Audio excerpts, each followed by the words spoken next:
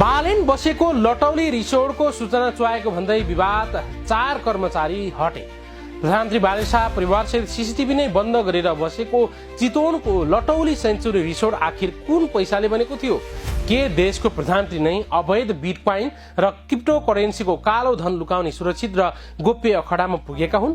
राष्ट्रिय स्वतन्त्र पार्टी राष्ट्रपतिको प्रथम महाधिवेशनका क्रममा प्रधानमन्त्री बालेन शाह 3 दिनसम्म कालिका नगरपालिका 9 शक्तिखोर स्थित जुन रिसोर्टमा 16 वटा कोठा बुक गरेर बसे, त्यो रिसोर्ट कुनै वैध कमाइले नभई स्रोत नखुलेको कालो धनले निर्माण भएको सनसनीपूर्ण खुलासा भएको छ। हालै मात्र अर्थात् 2083 वैशाखदेखि सञ्चालनमा आएको यो लग्जरी रिसोर्टका मालिक ज्ञानेन्द्र नामले चिनिने भोग खड्का चितवनकै बासिन्दा हुन्।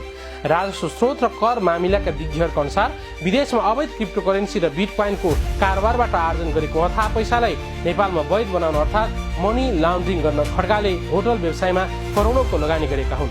नेपालको विद्यमान कानून अनुसार 50 लाख रुपियाँ भन्दा बढी लगानी गरेर होटल खोल्दा अनिवार्य रूपमा लगानीको वैध स्रोत खोलाउनु पर्ने स्पष्ट व्यवस्था छ।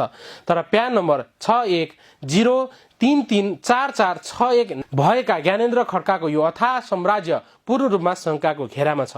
अवैध धनलाई सेतो बनाउन खड्काले रिसोर्टभित्र अपनाएको प्रपञ्च झनै डरलाग्दो र योजनाबद्ध छ।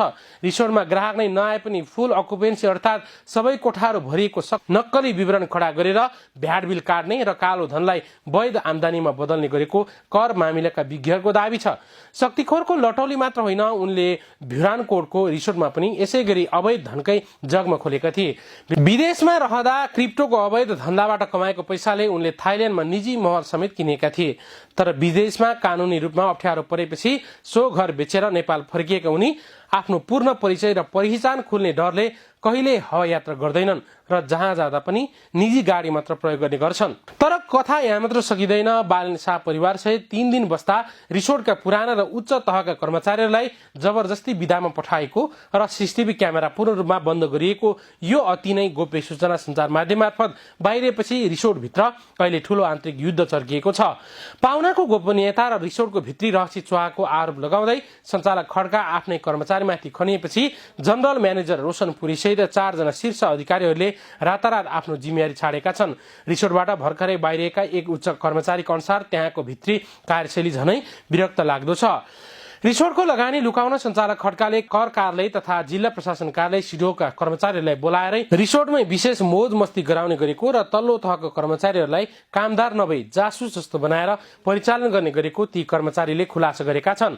खड्का यसअघि पनि नेटवर्किङ व्यवसाय सञ्चालन गरेर सर्वसाधारणलाई करोडौं ठग गरेको र गुण्डा नायक गणेश लामासँगको लेनदेन विवादमा तानिएका विवादित पात्र हुन्। यो महाकाण्ड बाहिरिएपछि आन्तरिक राजस्व कार्यालय भरतपुरका सूचना अधिकारी रामकुमार अधिकारीले यो रिसोर्ट गएको चैत्र वैशाखदेखि मात्र सञ्चालनमा आएकाले अहिलेसम्म कर नबुझाइसकेको पुष्टि गरेका छन्। अर्कोतर्फ यति ठूलो अवैध लगानी र कारोबारबारे बुझ्न खोज्दा ज्ञानेन्द्रका म्यानेजर रेशमले उनको फोन नम्बर दिन समेत मानेनन्, जसले रिसोर्टभित्रको डर र रहस्यलाई अझ प्रमाणित गर्छ।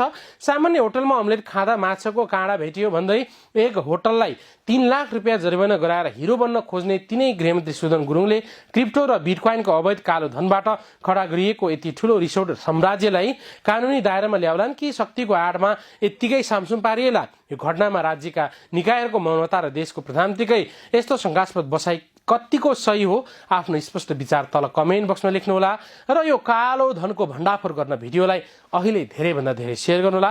विवेक लुचुमित चाहन्छु। नमस्कार।